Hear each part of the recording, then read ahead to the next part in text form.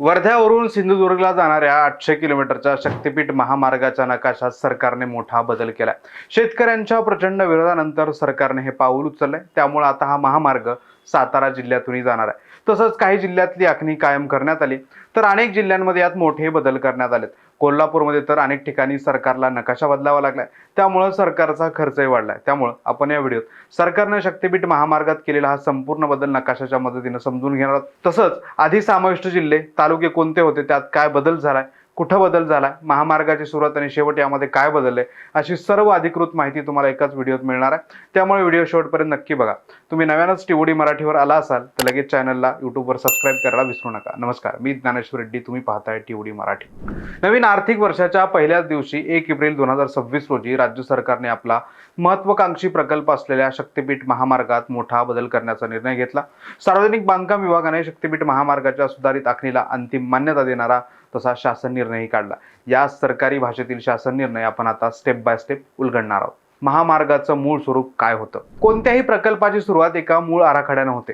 शक्तिपीठ महामार्गाचा मूळ आराखडा काय होता हे समजून घेणं अत्यंत आवश्यक आहे। राज्य सरकारच्या मते राज्याच्या विकासाला गती देण्यासाठी आणि विदर्भ, मराठवाडा, पश्चिम महाराष्ट्र ते थेट कोकण असा प्रवास वेगवान करण्यासाठी हा प्रकल्प हाती घेण्यात आला।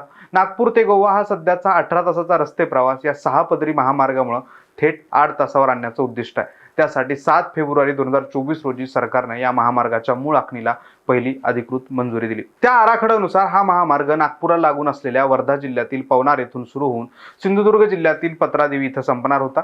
या मूळ आखणीत एकूण 12 जिल्ह्याचा समावेश करण्यात आला। यामध्ये विदर्भातील वर्धा, यवतमाळ, मराठवाड्यातील हिंगोली, नांदेड, परभणी, बीड, लातूर, धाराशिव, पश्चिम महाराष्ट्रातील सोलापूर, सांगली आणि कोल्हापूर आणि कोकणातील सिंधुदुर्ग या जिल्ह्याचा समावेश आहे। याची एकूण लांबी 802.592 किलोमीटर इतकी ठरवण्यात आली। महाराष्ट्रातील 21 प्रमुख धार्मिक स्थळे एकाच महामार्गाने जोडण्याची अत्यंत भव्य अशी योजना आहे। कागदावर हा प्रकल्प अतिशय परिपूर्ण आणि भव्य देव वाटत होता, पण खरी अडचण भूसंपादनाच्या वेळी सुरू झाली। भूसंपादनाला स्थगिती का देण्यात आली?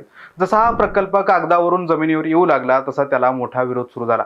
रस्ता बांधण्यासाठी शेतकऱ्यांच्या जमिनी अधिग्रहित कराव्या लागतात। या प्रकल्पाची प्रारंभिक अधिसूचना प्रसिद्ध झाली तेव्हा कोल्हापूर आणि सांगली जिल्ह्यातून असंतोषाचा मोठा भडका उडाला। कोल्हापूर जिल्ह्यातील शेती ही राज्यात अत्यंत बागायती आणि प्रगत मानली जाते। हा महामार्ग कोल्हापूरमधील भुदरगड, करवीर, आजरा, हातकणंगले, शिरोळ आणि कागल या अत्यंत सुपीक तालुक्यामधून जाणार होता। आपली पिढ्याने पिढ्या कसलेली आणि बागायती जमीन एका डांबरी रस्त्यासाठी देण्यास शेतकऱ्यांनी कडाडून विरोध केला। प्रचंड आंदोलनं, मोर्चे काढण्यात आले। हे आंदोलन अतिशय संघटित होतं। शेतकऱ्यांनी रस्त्यावर उतरून मोठा संघर्ष उभा केला। या जनआंदोलनाचा दबाव इतका वाढला की स्थानिक सत्ताधारी आणि लोकप्रतिनिधींनाही सरकारकडे धाव घ्यावी लागली। अखेर या दबावापुढे सरकारला झुकावं लागलं। 15 ऑक्टोबर 2024 रोजी सरकारने एक विशेष अधिसूचना काढून कोल्हापूर जिल्ह्यातील या 6 तालुक्यातील मंजूर आखणीसाठीची भूसंपादन प्रक्रिया अधिकृतरित्या रद्द केली। शेतकऱ्यांच्या जमिनी वाचल्या, पण सरकारसमोर महामार्गाचा मार्ग कसा काढायचा हा मोठा प्रश्न उभा राहिला। सातारा मार्गे पर्यायी मार्ग कसा शोधला? कोल्हापूरमधील भूसंपादन रद्द झाल्यानंतर महामार्ग कोकणात आणि गोव्याला कसा न्यायचा यासाठी सरकारने पर्यायी मार्गाची चाचपणी सुरू केली। 28 ऑगस्ट 2025 रोजी सरकारने एक आदेश काढला। या आदेशानुसार पवनार ते सांगली दरम्यानची आखणी कायम ठेवण्याचे आणि उर्वरित मार्गासाठी नवीन पर्याय शोधण्याचे निर्देश महाराष्ट्र राज्य रस्ते विकास महामंडळाला देण्यात आले। दुसरीकडे नांदेड, परभणी, हिंगोली, धाराशिव या मराठवाड्यातील जिल्ह्यांमध्येही शक्तिपीठ महामार्गाच्या आखणीस मोठा विरोध झाला। यानंतरच महामंडळाने अनेक महिने अभ्यास केला आणि त्याचाच अंतिम परिणाम म्हणून 1 एप्रिल 2026 रोजी नवीन शासन निर्णय प्रसिद्ध झाला। या नवीन आराखड्यात झालेला सर्वात मोठा क्रांतिकारी बदल म्हणजे सातारा जिल्ह्याचा समावेश। मूळ 12 जिल्ह्याच्या आराखड्यात सातारा कुठेही नव्हता, मात्र कोल्हापूर आणि सांगलीतील विरोधामुळे महामार्ग वळवावा लागला आणि तो आता सातारा जिल्ह्यातून जाणार आहे। यामुळे या प्रकल्पात समाविष्ट असलेल्या जिल्ह्याची संख्या आता 12 वरून 13 झाली आहे। शक्तिपीठ महामार्ग सोलापूर जिल्ह्यातून गारवड मार्गे साताऱ्यातील कारखेल गावात येणार आहे। तिथून पर्येती, दिवड, कुकड मार्गे खटाव तालुक्यातील पडळ, मायनी जवळ हा मार्ग सांगली जिल्ह्यात जाईल। याद्वारे मानमधील शिखर शिंगणापूर आणि गोंदवले बुद्रुक ही 2 तीर्थक्षेत्र जोडली जाणार आहेत। हा एक अतिशय मोठा भौगोलिक बदल आहे। यामुळे महामार्गाचं संपूर्ण स्वरूपच बदलणार आहे। आता कोणकोणत्या जिल्ह्यातून महामार्ग जाणार? मार्ग बदलल्यामुळे प्रकल्पाची भौगोलिक गणितं कशी बदलली हे आता आपण जाणून घेऊ। आता हा महामार्ग पवनार ऐवजी वर्धा जिल्ह्यातील डिग्रज येथून सुरू होईल आणि पत्रादेवी ऐवजी सिंधुदुर्ग जिल्ह्यातील बांधा येथे संपेल। या नव्या आखणीमुळे महामार्गाची लांबी 802.592 किलोमीटरवरून थेट 856.765 किलोमीटर इतकी झाली. म्हणजे संघर्षाच्या आणि नवीन आखणीच्या प्रक्रियेत महामार्गाच्या लांबीत जवळपास 54 किलोमीटरची वाढ झाली. अधिकृत शासकीय दस्तावेजानुसार कोणकोणत्या जिल्ह्यामध्ये बदल झालेत त्यावरही आपण नकाशाच्या मदतीने एक नजर टाकूया. हा मार्ग वर्धा, यवतमाळ, बीड आणि लातूर या 4 जिल्ह्यातील मूळ आखणी कायम ठेवण्यात आली आहे. मात्र नांदेड, हिंगोली, परभणी, धाराशिव, सोलापूर, सांगली, कोल्हापूर आणि सिंधुदुर्ग या 8 जिल्ह्यामधील मूळ मंजूर आखणीमध्ये मोठ्या प्रमाणावर सुधारणा करण्यात आली आहे. तसंच साताऱ्याचा नव्यानं समावेश करण्यात आला. हा महामार्ग राज्यातील 13 जिल्हे, 40 तालुके आणि 400 गावांमधून जाणार आहे. माहूर, तुळजापूर आणि कोल्हापूर या प्रमुख शक्तिपीठांसह एकूण 21 धार्मिक स्थळांना हा महामार्ग जोडणार आहे. या संपूर्ण प्रकल्पामध्ये 6 बोगदे उभारले जाणार आहेत. नव्या आखणीत कोणकोणत्या तालुक्यांचा समावेश? वर्धा तालुक्यातील दिग्रज इथून सुरुवात होणारा हा महामार्ग सिंधुदुर्गच्या सावंतवाडी तालुक्यातील बांदा इथे समाप्त होईल. सुधारित आराखड्यानुसार सातारा जिल्ह्यातील मान आणि खटाव तालुक्यांचा नव्यानं समावेश होणार आहे. तसंच सांगलीतील कडेगाव, पलूस आणि इस्लामपूर, कोल्हापुरातील करवीर, पन्हाळा, राधानगरी आणि भुदरगड, सोलापूर जिल्ह्यातील बार्शी, माढा, पंढरपूर आणि माळशिरस, तसंच नांदेडमधील हदगाव, परभणीसह वसमत, हिंगोलीतील कळमुरी, औंढा नागनाथ या तालुक्यांचा समावेश होणार आहे. याशिवाय वर्धा, यवतमाळ, बीड आणि लातूर जिल्ह्यातील महामार्गाच्या मूळ आखणीत कोणताही बदल करण्यात आलेला नाहीये. त्यामुळे या जिल्ह्यातील पूर्वी निश्चित केलेले तालुके तसेच कायम राहतील. तसंच कोल्हापूरमधील शिरोळ, हातकणंगले आणि कागल या तालुक्यांमधून आता हा महामार्ग जाणार नाही, ते या आराखड्यातून वगळण्यात आले. मराठवाडा आणि सांगलीतील विरोधाभास. याच दस्तऐवजात आणखी एक प्रशासकीय विरोधाभास दडलेला आहे. 28 ऑगस्ट 2025च्या आदेशात सरकारने स्पष्टपणे म्हटलं होतं की पवनार ते सांगलीपर्यंतची आखणी कायम ठेवली जाईल. मग अचानक 1 एप्रिलच्या अंतिम निर्णयात सांगलीसह नांदेड, हिंगोली, परभणी आणि धाराशिव या मराठवाड्यातील जिल्ह्याच्या आखणी सुधारणा कशी काय झाली? याचा सरळ अर्थ असा आहे की केवळ कोल्हापूरमध्येच नाही तर मराठवाड्यात आणि सांगलीतही स्थानिक पातळीवर मोठा राजकीय आणि सामाजिक दबाव होता. शेतकऱ्यांचा आणि लोकप्रतिनिधींचा हा रेटा इतका मोठा होता की सरकारला जुने आदेश बाजूला ठेवून या सर्व जिल्ह्यांमधील मार्गात बदल करणं भाग पडलं. धार्मिक स्थळांच्या अंतराचं कोड.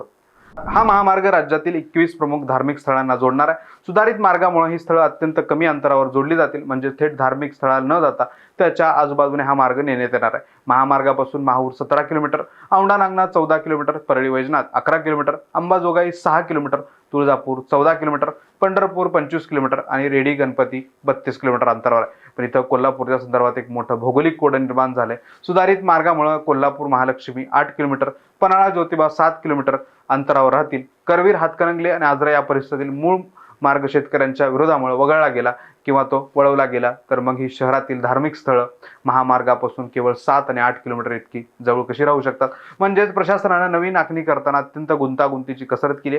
शेतकऱ्यांच्या जमिनी वाचवताना महामार्ग शहराच्या परिघातून कसा जाईल याची काळजी घेण्यात आली असं दिसतंय. पण प्रत्यक्षात अलाइनमेंटचा नकाशा समोर आल्यावरच हे कोड पूर्णपणे सुटणार आहे. करवीर तालुक्यातून हा मार्ग कसा जाणार याकडे शेतकऱ्यांचं लक्ष लागले. सरकारने बदलाचं कारण काय सांगितलं? 1 एप्रिल 2026च्या शासन निर्णयात सरकारने भाषिक लपवाछपवी केली. संपूर्ण महाराष्ट्राला माहिती आहे की हा महामार्ग केवळ शेतकऱ्यांच्या तीव्र विरोधामुळे बदलावा लागला. पण या अधिकृत शासन निर्णयात जनआंदोलनाचा किंवा शेतकऱ्याचा विरोधाचा साधा उल्लेख नाही. शासनाने अत्यंत शिताफीने या बदलाला एका तांत्रिक प्रक्रियेचं रूप दिलंय. शासन निर्णयातील उल्लेखानुसार मंत्री आणि लोकप्रतिनिधी यांच्याशी चर्चा करून आणि इंडियन रोड काँग्रेस विशेष पब्लिकेशनच्या मूल्यांकन प्रणालीनुसार प्रत्यक्ष स्थळ पाहणी करून हा बदल करण्यात आला. म्हणजेच सरकारने जनतेच्या रेट्याला आणि राजकीय दबावाला एका प्रशासकीय आणि तांत्रिक भाषेचा मुलामा दिलाय. सरकार आपली चूक किंवा माघार मान्य करत नाही हेच यातून स्पष्ट होतं. राज्याच्या तिजोरीवर पडणारा भार. सर्वात आणि शेवटचा महत्त्वाचा टप्पा म्हणजे या प्रकल्पाचा अर्थकारण सुरुवातीला 80,000 कोटी रुपये इतकं होतं. आता महामार्गाची लांबी जवळपास 54 किलोमीटरनं वाढली आहे. 54 किलोमीटरचा नवा 6 पदरी रस्ता बांधणं, त्यासाठी नव्यानं भूसंपादन करणं, नवीन उड्डाण पूल आणि उभारणं याचा प्रचंड मोठा आर्थिक बोजा आता राज्याच्या तिजोरीवर पडणार आहे. हा वाढीव खर्च हजारो कोटीच्या घरात असणार आहे. हा अतिरिक्त निधी कसा उभारला जाईल आणि तो किती असेल याबाबत सरकारने अद्याप कोणतीही माहिती दिलेली नाही. थोडक्यात काय तर शक्तीपीठ महामार्गाचा हा बदललेला नकाशा एका रात्रीत तयार झालेला नाही. यामागे शेतकऱ्यांचा प्रदीर्घ संघर्ष, प्रशासकीय बैठका आणि तांत्रिक बदल याचा मोठा इतिहास आहे. हा महामार्ग आता 13 जिल्ह्यातील 40 तालुक्यांमधून जाणार आहे आणि विदर्भ ते कोकण हा प्रवास सुखकर करणार आहे. पण विकास प्रकल्प राबवताना स्थानिक भूमिपुत्रांना विश्वासात घेणं किती गरजेचं असतं याचा एक उत्तम वस्तुपाठ या प्रकरणानं महाराष्ट्रासमोर ठेवला आहे. मुंबईत बसून वाटेल तसा नकाशा बनवला की काय होतं तेच यातून स्पष्ट झालं. कोल्हापूर आणि सांगलीच्या शेतकऱ्यांनी प्रशासनाला ग्राउंड रियालिटी दाखवून दिली. आता प्रत्यक्ष काम सुरू झाल्यावर या नव्या आराखड्याचे नेमकं काय परिणाम कसे दिसतात हे कळेल. पण हा शक्तीपीठ महामार्ग आधीच अस्तित्वात असलेल्या रत्नागिरी नागपूर महामार्गाला समांतर आहे. दोन्ही मार्गातील अंतर कमीत कमी 2 किलोमीटर ते अधिक 30 किलोमीटर इतकं आहे. त्यामुळे लाखो कोटी खर्चून हा महामार्ग उभारण्याची खरंच गरज आहे का, असा प्रश्न तसाच आहे. तुम्हाला काय वाटतं? सरकारने केलेला हा बदल योग्य आहे का? आणखी काय बदल करायला हवा आणि या महामार्गाची खरंच महाराष्ट्राला गरज आहे का, ते तुम्ही कमेंट करून सांगा. व्हिडिओ आवडला असेल तर लगेच लाईक करा, तुमच्या गावातील ग्रुपवर शेअर करा आणि टीओडी मराठीला सबस्क्राईब करायला विसरू नका.